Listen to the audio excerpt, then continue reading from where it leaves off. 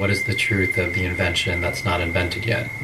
And it could also be said, the creation that's not created yet. When you look at what is making you uncomfortable in a productive context, that has got a whole range, dynamic range to it as well. Some things are creating discomfort. It's a constraint that's creating discomfort and actually contributes very little to the creative process. Today we are speaking with Tom Chi, co-founder of the top secret R&D lab GoogleX, who brought you the self-driving car. He's also an actual astrophysicist and a teacher of rapid prototyping to social entrepreneurs worldwide. I had the pleasure of seeing him speak on a boat in the middle of the Caribbean Ocean. It was one of the most fascinating moments of that whole trip. It was a conference on a boat called Summit at Sea. And despite the fact that he was placed in a tiny little room that was down a hallway and through a door that appeared to be locked, somehow all of us had found our way there. He's one of the most contemplative and calm thinkers and speakers I've ever had the pleasure of meeting. So I encourage you to take a deep breath, slow down, and join us for this hour with Tom Chi.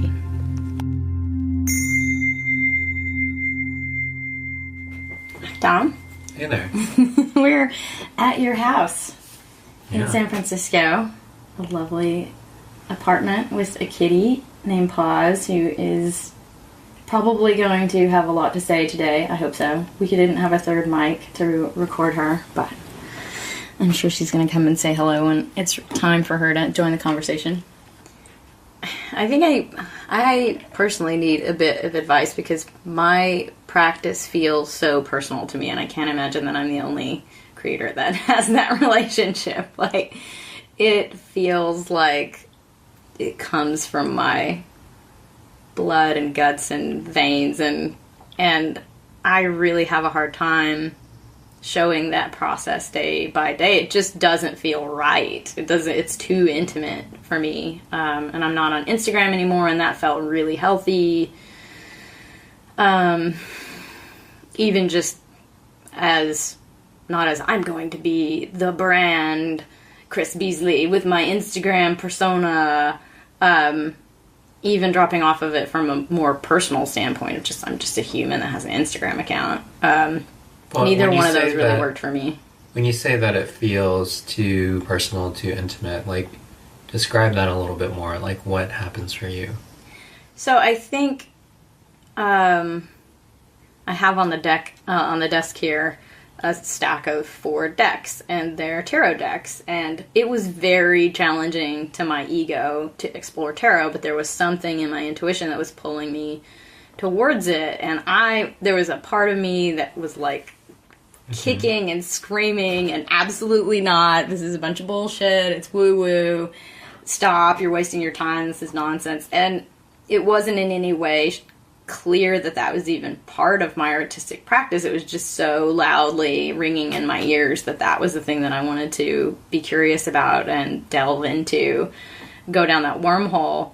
And I don't even know how you document that, but I certainly didn't I didn't know what I was doing. I didn't know if it in some way was going to be part of my work. It at some points felt like a complete distraction that I was losing myself in. And, tarot's not art. I don't even know that it necessarily felt or logically made any sense that it was part of my art. But now I can see in retrospect that it was, because what's sitting on the top of the top deck is the one that I ended up making, and I didn't know I was going to make a card deck at all. I didn't know that was going to become the organizing principle of the book that I've been writing since the 1st of December.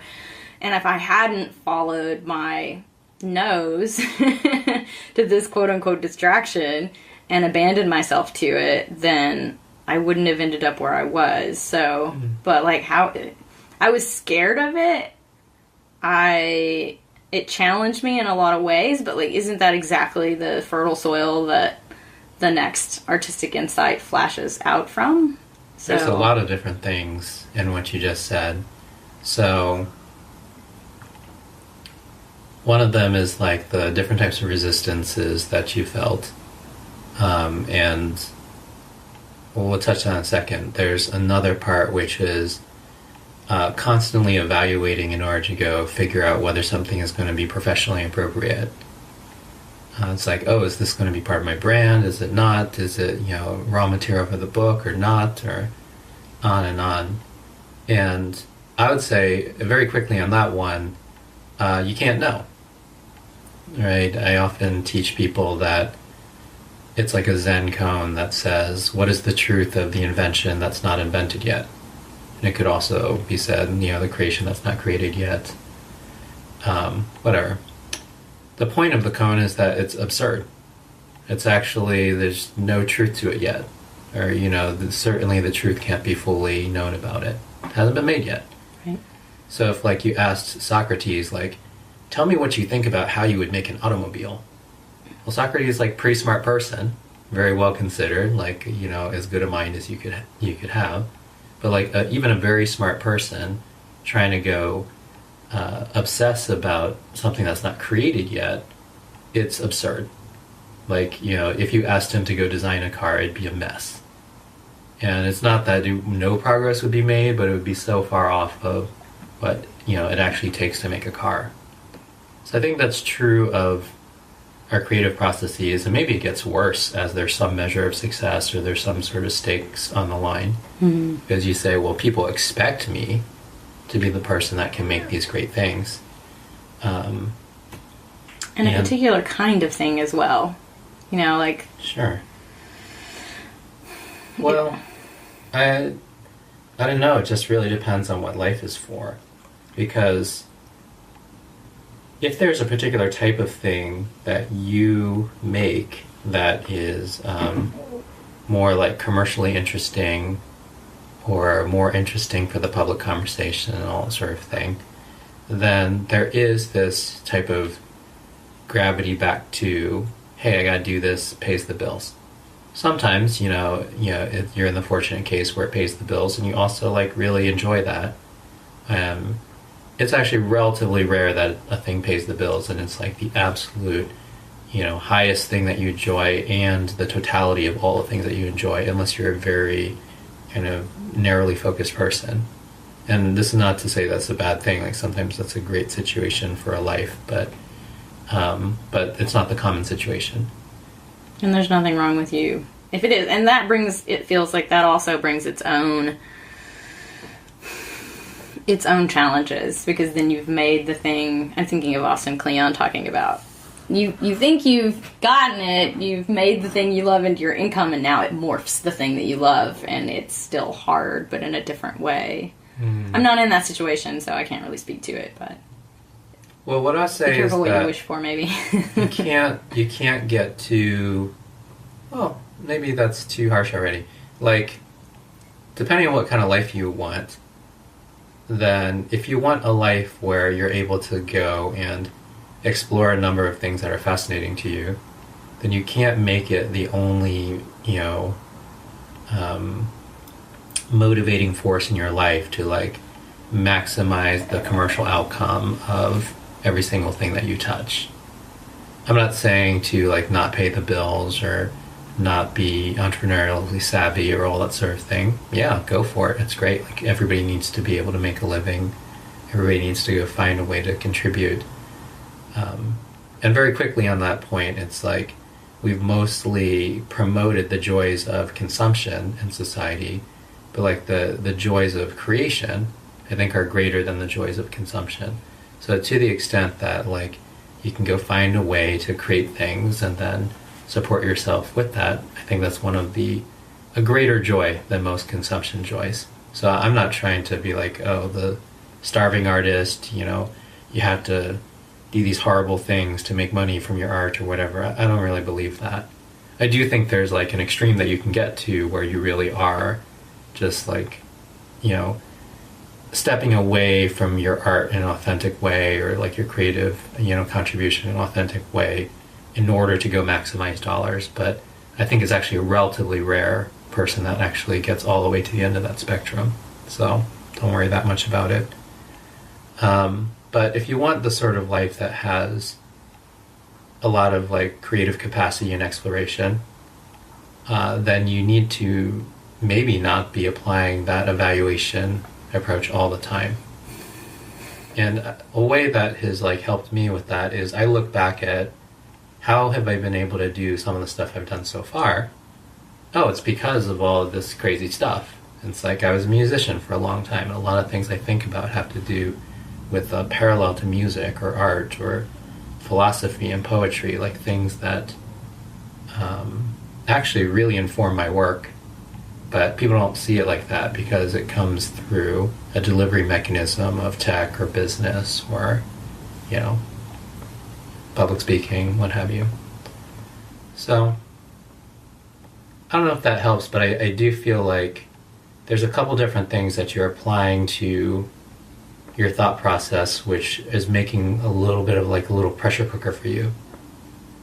And unless you like release some of those constraints, release some of those valves, there's like constraints that make you better, and then there's constraints that really stop you or like give you unnecessary anxiety. I made a 2x2 for one of my talks, and it was something like productive comfort, productive discomfort, unproductive comfort, unproductive discomfort. And productive, comfort is like if you sleep well, or you meditate, or you take time to, like those things like feel comfortable actually afterwards. And it's like, oh, it's productive. Like I have clarity. Productive discomfort is when I'm in my creative process, when I'm in my business process, naturally I'm solving hard problems. And people I think they like to over-idealize that by saying, oh, you'll just be in a state of flow, it'll be so beautiful. It's like, no, sometimes it doesn't feel beautiful. Sometimes you like chase down an angle for, 2.5 hours, and then you hit a wall, or you end up like finding out that it was, a direction that wasn't going to be that contributive to what you're trying to do. And I think the idea of, just having the idea of productive discomfort is useful. So it's not like you got to sacrifice yourself and every single, gain must be painful. No, it's not that either. But it's like there is a category of productive discomfort. Now, the reason I bring that up is when you look at what is making you uncomfortable in a productive context, that has got a whole range, dynamic range to it as well. Some things are creating discomfort. It's a constraint that's creating discomfort and actually contributes very little to the creative process. And those are the things where it's like, well, let's get that out of there. And that might include some of like the pressure cooker thoughts that you have around, exactly the schedule to publish on, and are people judging me about this and that kind of thing. Those might be constraints that actually don't make you way more productive by introducing them. There'll be other constraints that you can throw in. And I throw in constraints around time all the time. I have like a little timer on my desk right there. And I say, okay, I want to go make some art. I'm going to give myself 30 minutes. Now, it's not a long time, and most of the things I create take more than 30 minutes, but the creation of that artificial time constraint makes it so that we go from nothing to something. And then I'm looking at that something, and I decide, well, do I want to put 3 more hours into this? Or am I good at 30 minutes? That's the touching in with my practice for the day. And that's the example of a constraint that's added. And in that case, a totally artificial constraint. But really, you're published once a week is also a totally artificial constraint. Absolutely. But like, a totally artificial constraint where I feel like it benefits my creative practice. So, productive discomfort, and then be aware of how different types of discomfort are helping or hindering the creative process. I think the edge that comes up for me is learning to be okay with that productive discomfort. And I think if you're using intuition as like, I'm just going to do the things that feel good, you're not ever going to complete anything. If intuition is always, I'm going to do the thing that feels good to my body, then that's exactly, I think, what leads to these quarter-finished projects. The creative process always has that dark night of the soul piece of it seems. Whether it's, at literal midnight or 2 o'clock in the afternoon. I think there's something about that phrase, dark night of the soul, which is, it's appropriate. It resonates with the way that people feel like they experience it, but it's also something that makes it too individualistic in a way that I don't think is helpful. At the end of the day, when people wrestle with things at that depth or that level of, intensity, then it's those moments that serve the whole in the greatest way. I agree. So, there's something about that phrasing, dark night of the soul, that makes it seem so individualistic and non-connecting. And it's like, no, that is the moment where something that is largely connecting can happen. I agree. So I think we kind of need a different phrase for it. If you want to say dark night of the soul as the doorway when you're on the personal side of it that you open and walk through to get into the room of the other side of it, which is what that moment really is a moment of being able to significantly connect to what is hurting in the world that you're having a moment of hurting personally in. When somebody's in the dark night of the soul, like you mentioned, Anthony Bourdain and Kate Spade, yeah, for them it felt incredibly personal.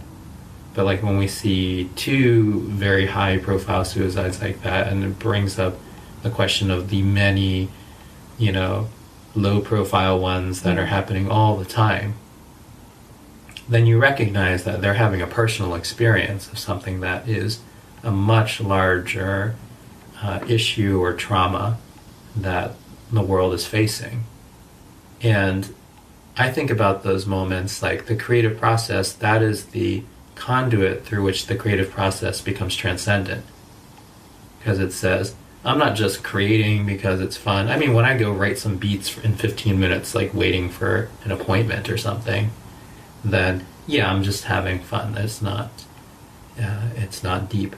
But when I go and write something and the lyrics or the way that the sound is, or a piece of artwork, touches a thing that has real potency or pain, or comes from a deep process of reflection, then that is the conduit for a transcendent capability of the creative process. So people fear the darkness. I think we just got too much into a convenience culture, but to me it's that's where the good stuff is, and not even from the, as soon as people hear stuff like that, it's well, great, it's going to make it commercially successful. No. It's it's the good stuff, because whether it's commercially successful or not, it's a moment that enables this kind of transcendent, reflection, improvement of the way that personal and collective consciousness is moving forward.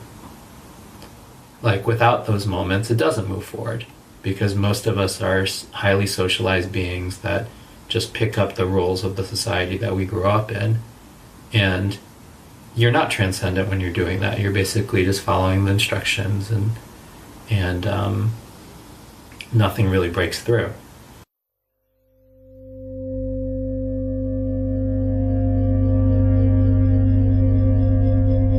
I have this talk that's called Everything is Connected, Here's How.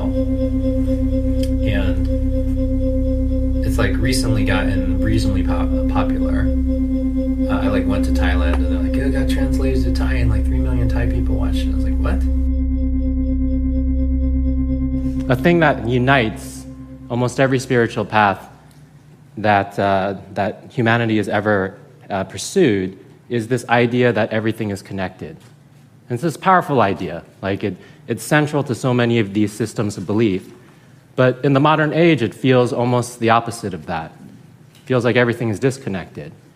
And in a way, we kind of look to this idea because this idea, gives us hope, like, if only this was true, or maybe if this was true, then I could keep going, I could keep believing. And as Vishen mentioned, my background, I have a lot of technical background. I've been a scientist, I've been an engineer, I've been these sorts of things. And I'm here today to talk to you about how it actually is true, without any mysticism, without any of the sort of cloaked language around it or the need for faith to go believe it. I'm just going to describe in very practical, direct terms, literally how everything is connected. But the origin of that talk was like, I was remembering I was in Seattle working at Microsoft and realizing that there is like this ongoing conflict between religion in the modern world and more broadly, like people that had that like followed a spiritual calling and people that followed like a rationalist scientific calling. And I kind of thought to myself, we need some kind of bridge here, because it's not that spiritual people.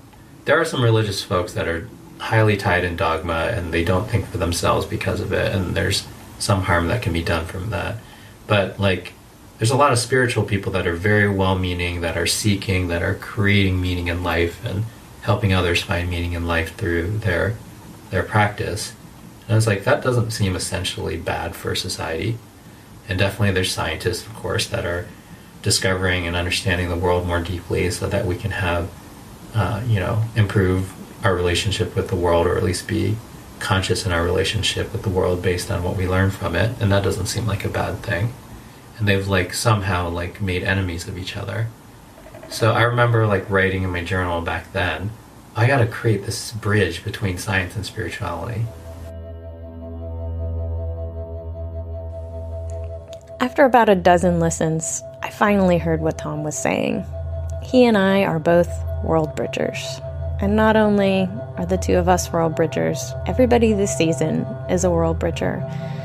Next episode is with Carol Griggs, talking about teaching an artificial intelligence to love unconditionally.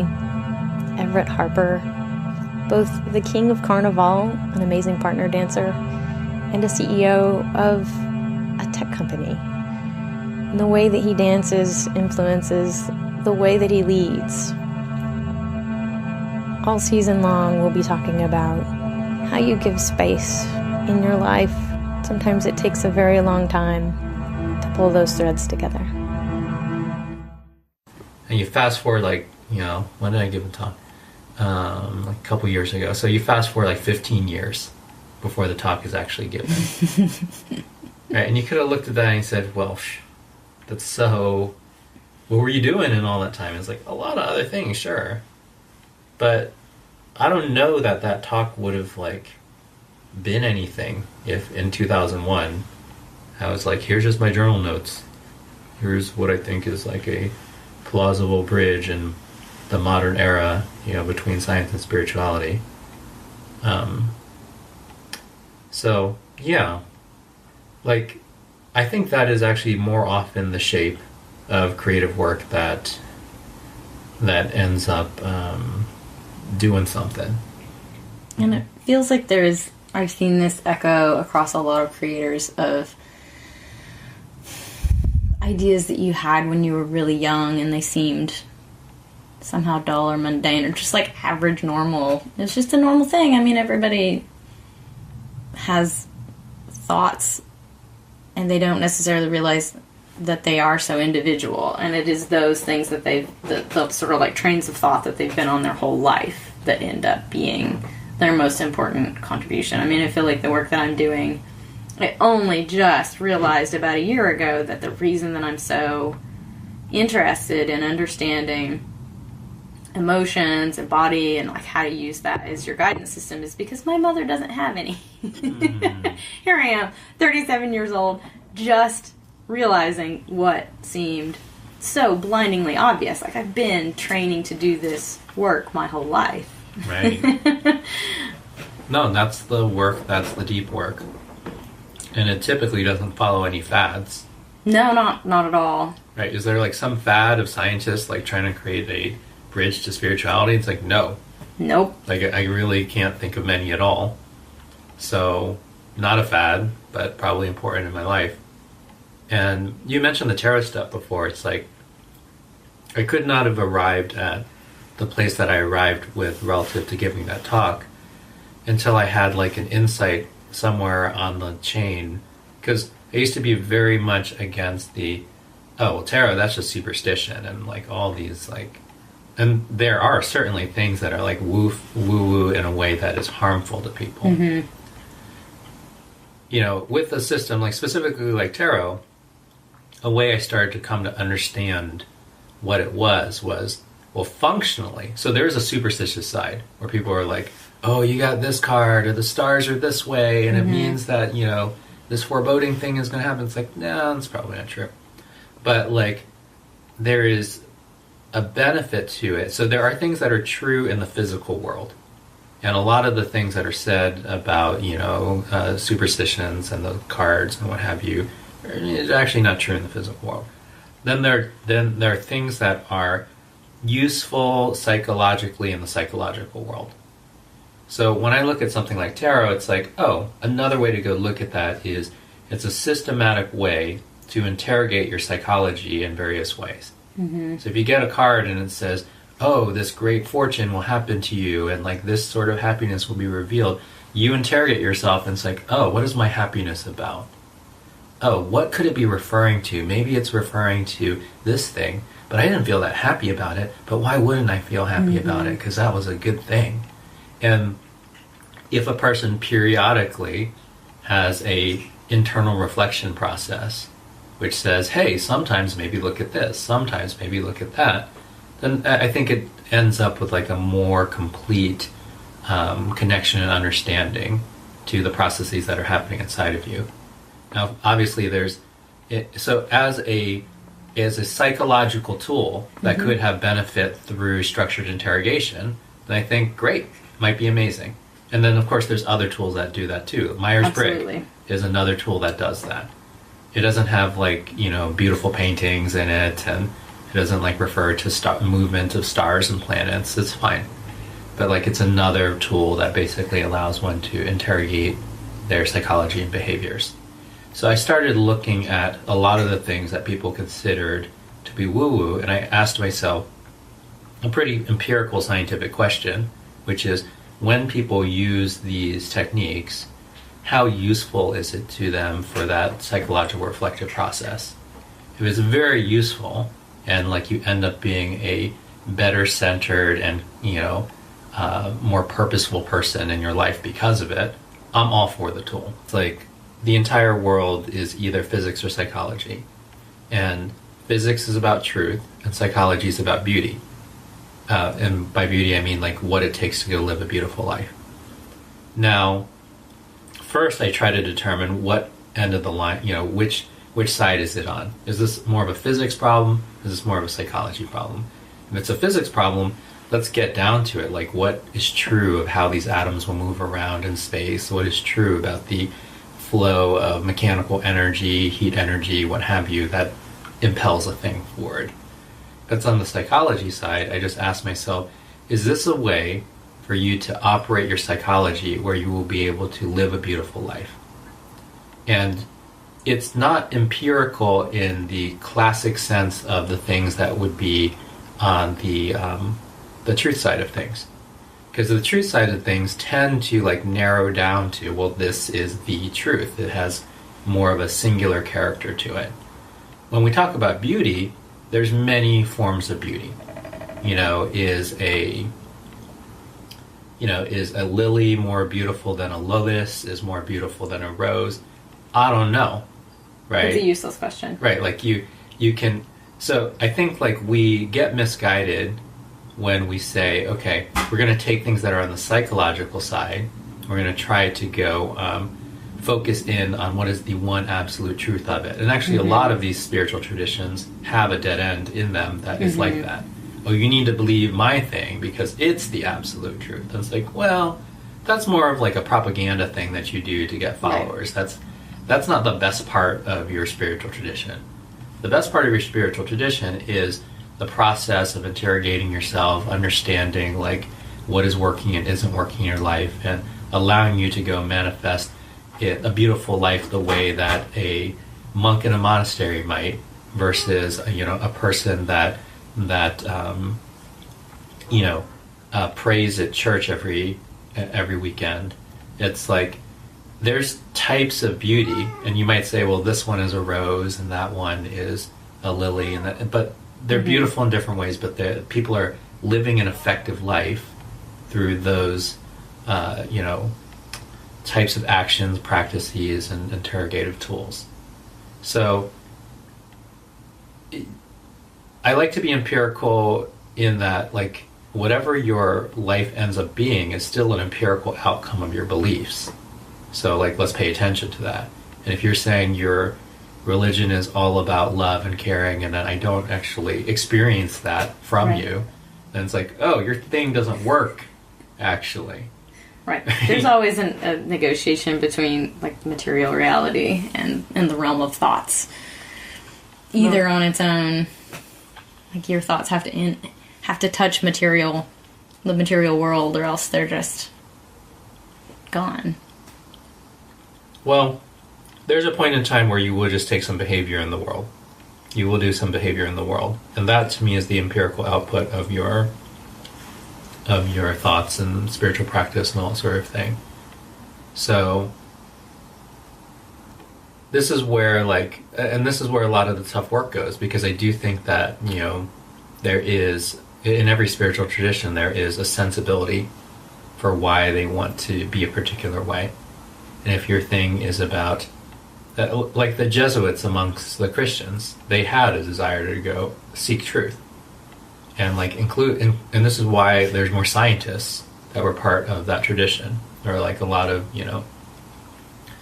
before modern science, like a lot of them were, Jesuits were like the ones that were out there examining the plants carefully and doing like selective breeding. Taking very careful and, notes and yes.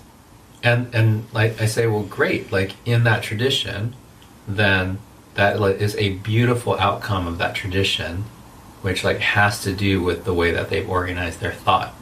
That is like an empirically different outcome than a number of other, because there are spiritual traditions as well. It's like, look at nothing modern, like, all the questions are answered, they're all just in this book. Why would you look beyond this book? And it's like, well, that has a different set of empirical outcomes in terms of behavior. And you look at that and you say, okay, well, what's my sense of what a beautiful life is? If it is, like, I like to stay indoors and read one book, then that's the one for you. If it is, like, no, I want to be in the world and understand the natural world, then maybe a different tradition is the thing. But it's tough because I feel like we are blending these two sensibilities and criteria when the blending makes us very messy about how we assess things. There are things on the dash line of physics and truth. Just stuff works the way that it works. I mean, there's not that much to go debate. Like, if you understand the laws of electromagnetism and gravity and Newtonian mechanics or whatever, like, most of the life experiences that you will have in the physical world are well explained by that. As we move to quantum places, well, sure, if you live in a world that is like near absolute zero, filled with, sodium ions, then yes, photons can freeze in the air under specific conditions. But most of us don't live in that world. And I think, like, we get this weird muddiness when people are like, but quantum is so mysterious, so it must explain all the mysteries of the psychological life. And it's like, no, totally inappropriate application of that thought process, right? Even in the world of quantum theory, there are truths, right? It just runs how, and they largely, the more mysterious parts of it largely operate under conditions that we don't live in any given, day-to-day moment. So it's like, and then when particles are entangled, well, the majority of particles that we run into on a day-to-day basis are not entangled in a way that and we're not reading their state, in this very precise way in order to go modify this other thing. It feels like it's a spirituality reaching for an authority that it doesn't need, Yeah, like the authority can just be... The authority is just beauty. Yeah, exactly. And that's why when you're on this dash line, the question is more, is my life beautiful in like the best sense that I know how to make it beautiful right now? If the answer is no, well, let's go into deeper, spiritual exploration or try different thoughts and ways of being in life that might make it more so. If it is, then let's be on this for a little bit. And maybe it goes great until some really, significant trauma happens, or until something like rises that challenges the belief system in a way that there is another kind of frontier of beauty to create together. I feel like we're on the precipice of that. We've been going for a little bit, so I want to start wrapping up, but it feels like there might be...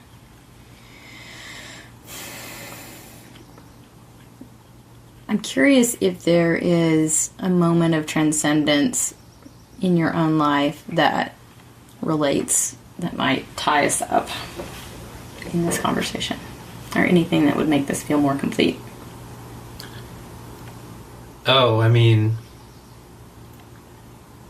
it's almost like, do you have to pick just one? It's really a ton of them. Like, I often say that we're as defined by our triumphs as our tragedies.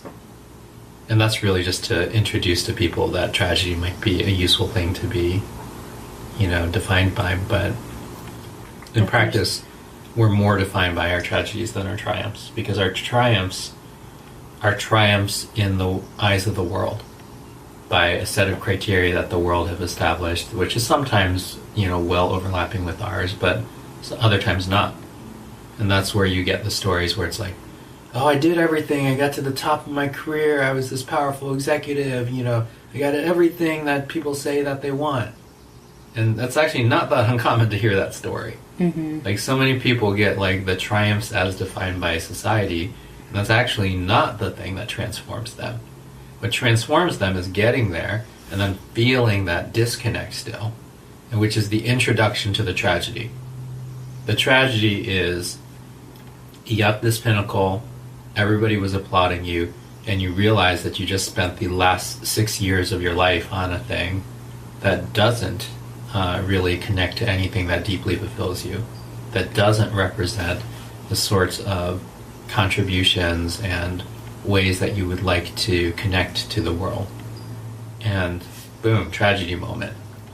And I think like it's those moments that actually propel us the most.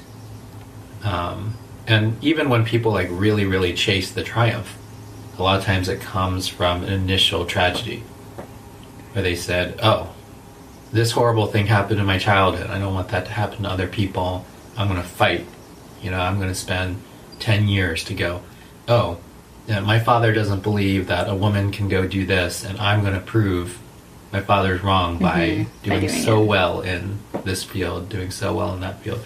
That's an original tragedy, basically creating that.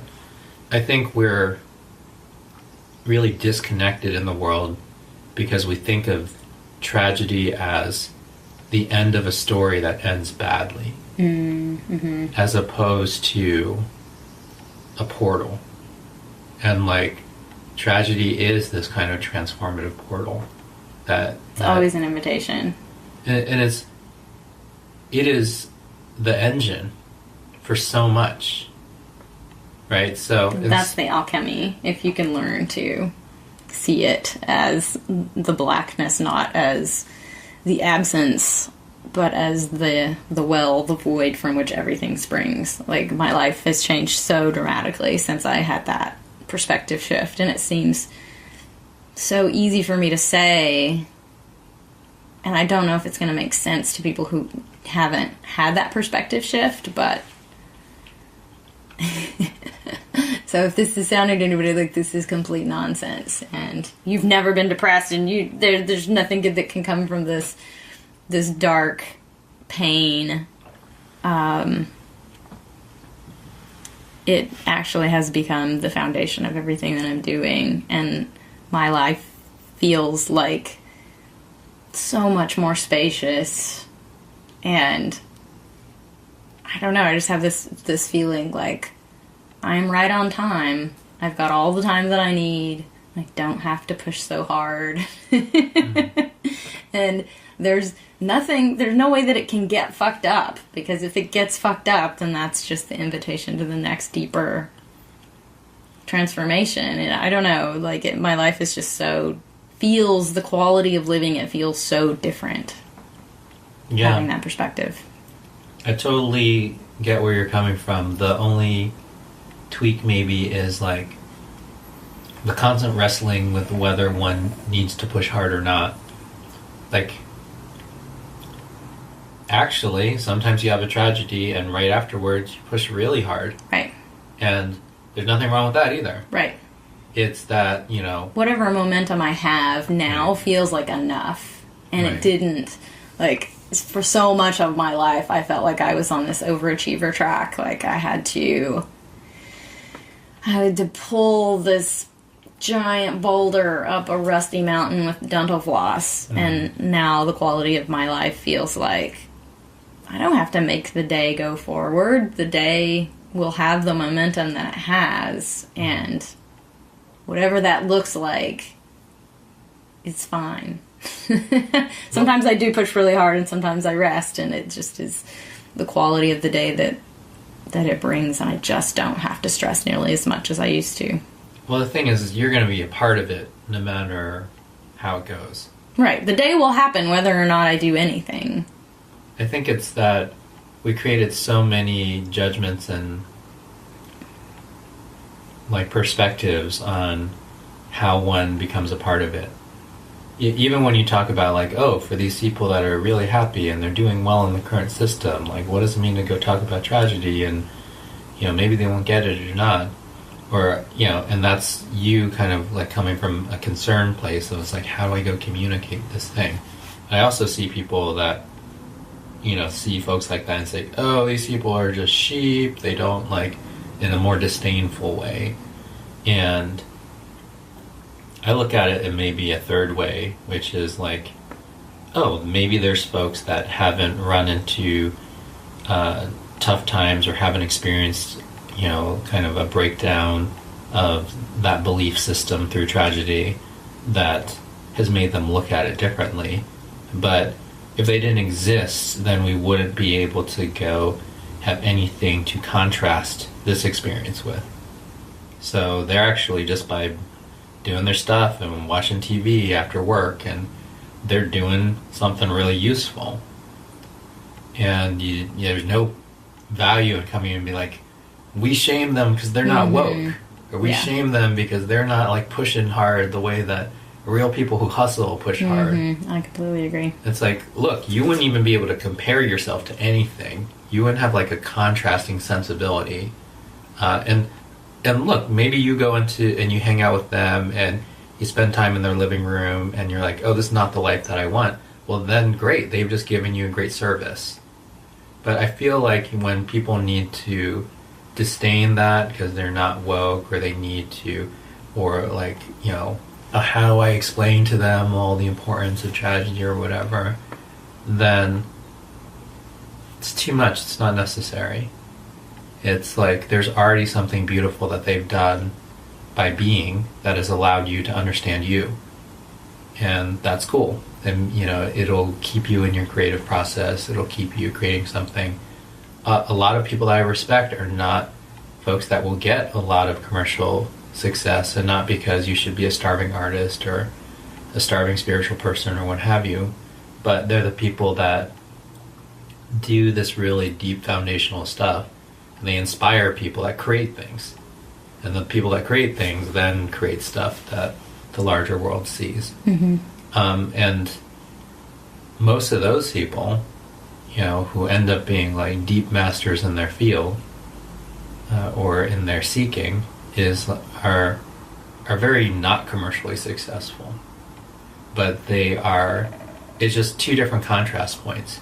The contrast points between the mass and the folks that are on the edge of the mass, and then the contrast point between the people that are edge of the mass and the folks that are way out there, trying out completely different models and ideas and coming from a completely different premise, that sort of thing. So how do you set the value judgment on any of this? I don't know. It's not bad to be mass, because there would be no edge if there was no mass. There was no center. You know, it's not bad to be on this kind of growing edge, which is where I mostly am, and maybe a little bit leaning out toward like the crazy people, right? Yeah. Like the model rewriters. And it's not bad to be like a model rewriter or challenger, even if you'll make less money doing that. It's like everything is serving something. Yeah. Yeah. I feel like I journey out into the wilds and then try to come back and talk to the people that are at the edge. And I also feel like whoever is listening to the podcast isn't here randomly. You know, they're not necessarily here. They're not necessarily the people that you're talking about that are in the mainstream. My hope is that the people that are listening are the people that are on the edge. Yeah. Because I'm sure that everybody's not going to hear this. I don't have a mainstream reach. I don't even necessarily think that is ever going to happen for me. Or This didn't come up as the next track after Now This Is What I Call Music, right? Like yeah, exactly. Compilation CDs. Right? Exactly. And I am very concerned about communicating to that audience in a way that they can hear. So...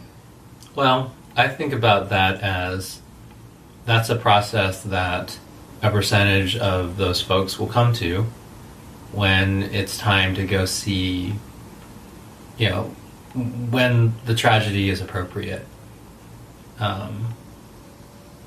And that's not a process that you force the speeding up of. No, not at all. I would never wish that to go faster.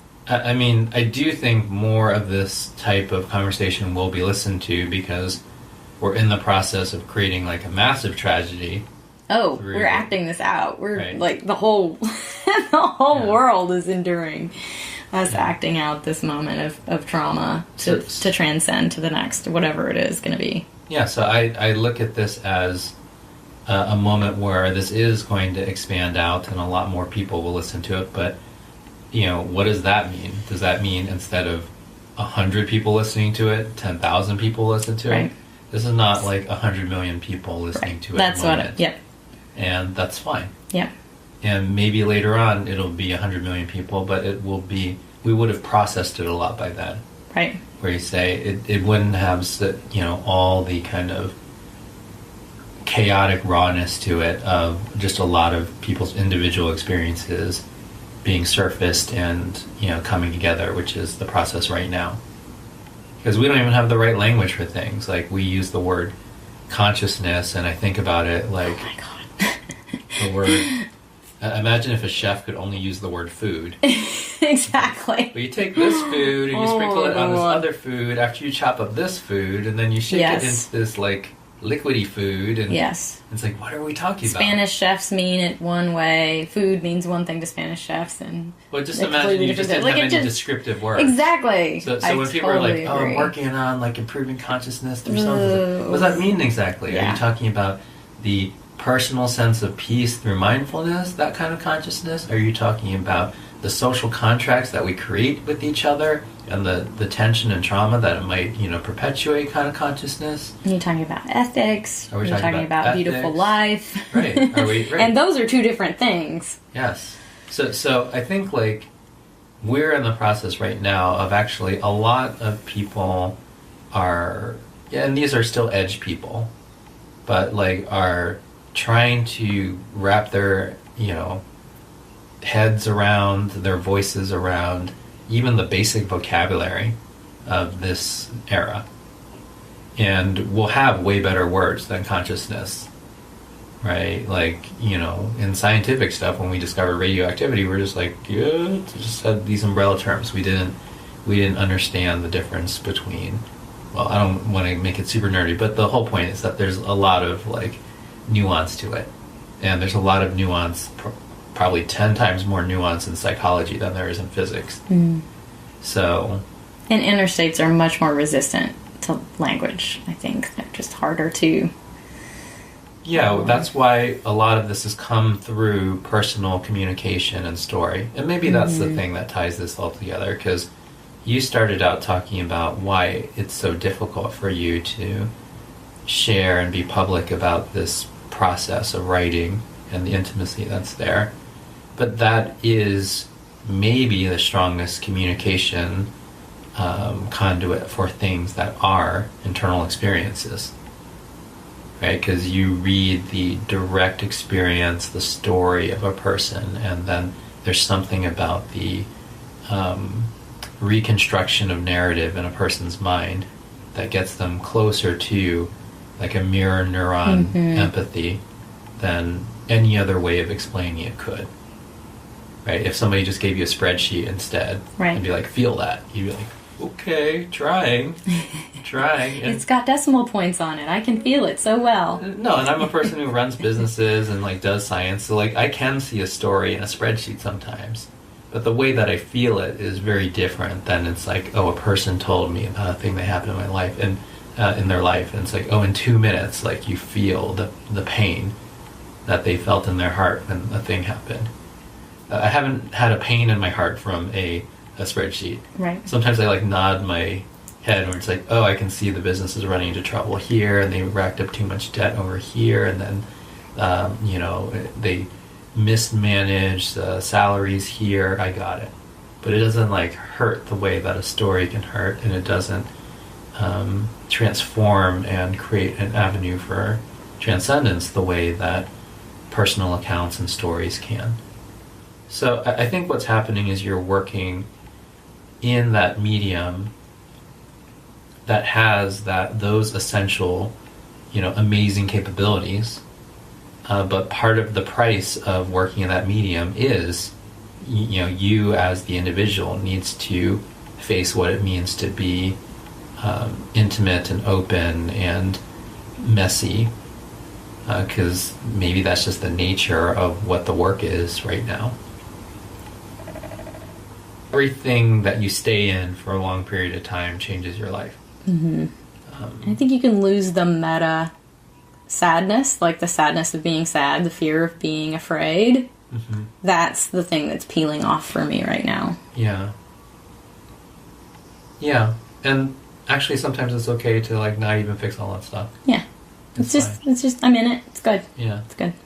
Like when I look at the paintings of Goya, it's like, oh, that person was probably like feeling miserable all the time. that like worked fine. Yeah, practice went fine. And like if you look at like a Georgia O'Keeffe, by example, it's like, no, she probably wasn't feeling miserable all the time, but like she stayed in the creative process. So you just ask yourself, like, what's the kind of psychological relationship that is beautiful relative to this creative process for me? The one that keeps me in it long enough that it becomes part of my life, and from becoming enough part of my life, it becomes what goes out in the world for my life. Yeah. Well, that's beautiful. Yeah, thank you. We didn't hear any notes from Pause. But she fell asleep on me. We won't wake her up from you then.